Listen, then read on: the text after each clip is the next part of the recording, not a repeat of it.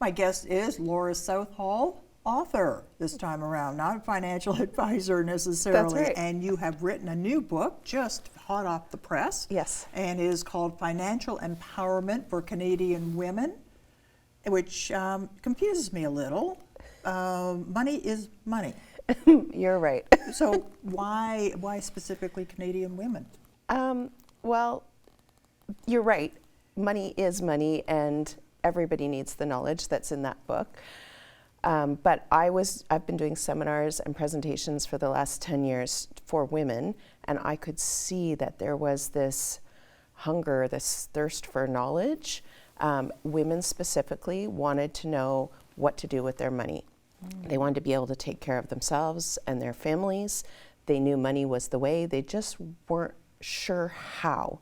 So I thought, if I could take all the information that I put in the seminars and put it in a book, that would help them. That's the first reason. But the second reason is, when I was a little girl, I would go to the library and read every single book about money, and they were all written by men. And I didn't even think about it at the time. I just read the books, but they were all written by men. And I wanted to give women a book that was just for them, sort of an invitation to learn about money. So I thought a book written by a woman for women gives women permission to learn. Well, I think we came up in a generation where it was your knight in shiny armor, and you would work for a few years, but then buy a house, have the kids, stay home. We really didn't need to think about our own money and so on, but that changed. That has changed. And now we're looking at two incomes, it really does take two incomes. And now women they're earning their own money. So how has that changed things? Well, you're right. 90% of Canadian women will actually be the head of their financial household at some point in their lives, which wasn't always the case. That has changed, and now women graduate from high school, go to university, and live on their own for 10 years, often before they get married. Then they get divorced, 40% divorce rate. They're living on their own. Then their husbands die before them. So there's many times in a woman's life where she needs to be able to run her own household. And on top of that, women are becoming more and more educated, so they're getting higher paying jobs. So there's more money to work with. So women desperately want this knowledge, really.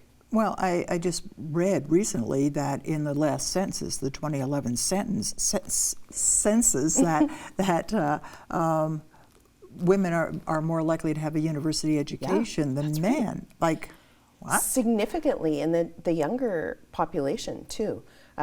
It's 2/3 of women, Canadian women in that younger age group, will have a university degree. And they always say, that equals to higher income and so on. So you can see where women will suddenly become and the other, I heard one of the fastest growing groups to buy a house are single women. 61% of first-time home buyers are women. Wow, 61%. I know. That's great. Amazing. It is great. It's amazing.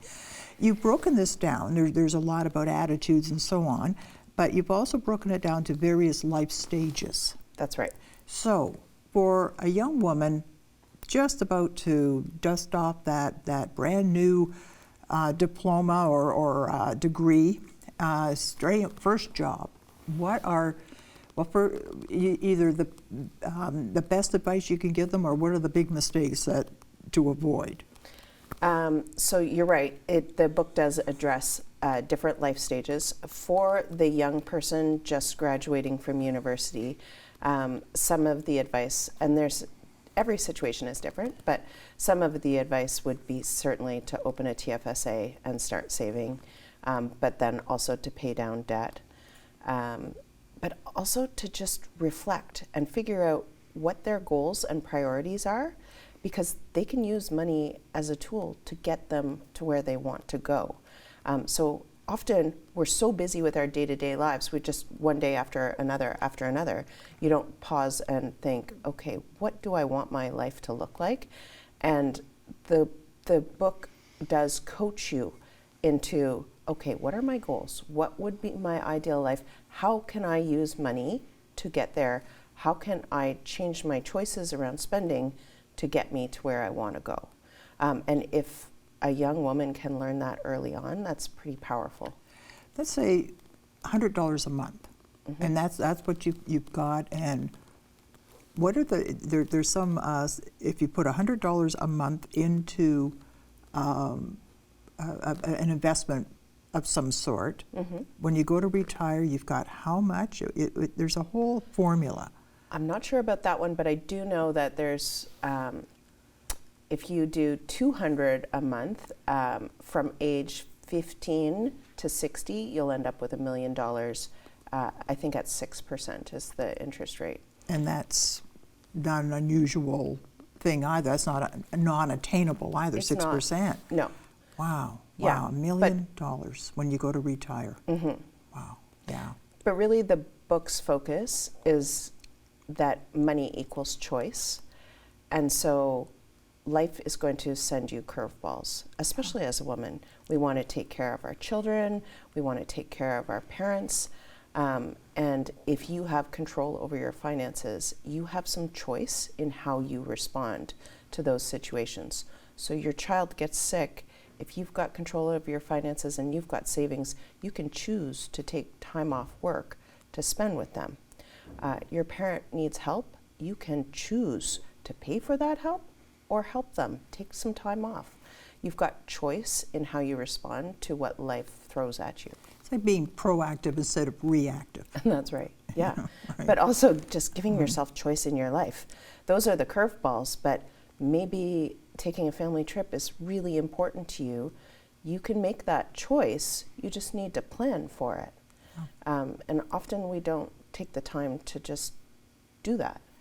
It's true, we don't. Because we are so busy. Yeah. You know, the bills get paid and that's the end of it. And and somehow the money gets spent, but we never stop and think. Where am I actually putting that money, and where am I spending it where I don't need to spend it?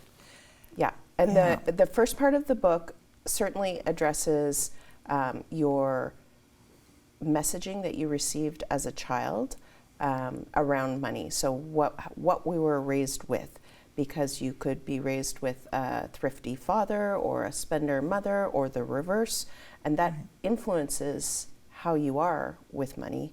But then there was society messaging around money, and your friends who you were hanging out with.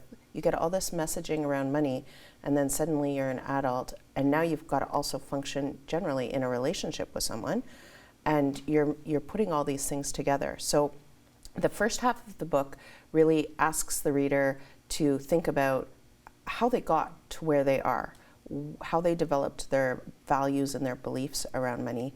And then once we've addressed that, then they move forward into what they need to know. So what they need to know at each stage of their life, just starting out, but also at work or running their household, retirement, or in their later years, so that they're getting all the pieces of knowledge that they need. And you're right, life hands you some pretty big curveballs. Yeah. Suddenly you find you're divorced, and you Right. never saw that one coming, and or even we're widowed. So you're dealing Right. with all the emotional turmoil, and then money comes into it too, and you haven't got a clue how to handle that. Yeah, and if you've learned about money, then you've got an advantage, certainly. But if you've mastered your money, then you can choose how you respond to those situations. So you've got, your husband says he's leaving you after 37 years. You already know about your money, and you've mastered it, and you've got choice in how you respond to that situation. Right. Where you go to live. Yeah. Whether you buy a condo or a house, or you rent, or you travel, whatever it is. Absolutely. Well, money influences everything. It right? does. Where you It live, does. what you eat, what you're wearing, how you can help your family. It decides everything. What activities you do. Yeah. So Right. why wouldn't we pay attention and learn about it? Yeah, and I find when people say, well, money isn't everything, I kind of cringe, because I think maybe it's not everything, but it's a really big part of everything. Because it does. It limits what you can do. It just does. And Yeah.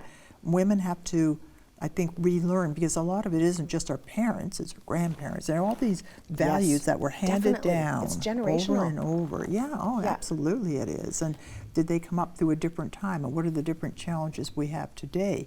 And I also remember at one time, if you earn more than your husband, that was considered, it was, how is he supposed to feel? It went on, that it was really something very wrong with that. Yeah. It was just went against the natural order of things, but now it's not uncommon. It's certainly not uncommon, but I still think there's an impact to it. From the research that I'm reading, I think that there's still an impact to a woman being the breadwinner Oh, boy. in the household. But we're adjusting, right? This has all happened very quickly. Women Yeah. getting an education, getting better paying jobs. We're still, as a society, adapting to that, and we're moving forward. But Okay. there's some baby steps happening. Well, there's so much more to talk about, so you'll just have to come back. I would love to. Okay. And in the meantime, this would be such a great gift for any woman in your life who's going through a real change, like starting out, facing retirement. Yes, This but would really, be such a good book it's for really something good like that. for any woman. Yeah. It's meant for anyone. Yeah. And now our local bookstore, Novel Idea, has agreed to carry right. it. So that's fantastic. And then, of course, you can get it on Amazon. But Novel Idea, then you're supporting a local Yeah. business, Oh, and no. that's I think even it's great. better. Yeah. Absolutely. Well, good luck with it. And I'm serious. Come back and we'll talk some more. Okay, All great. righty.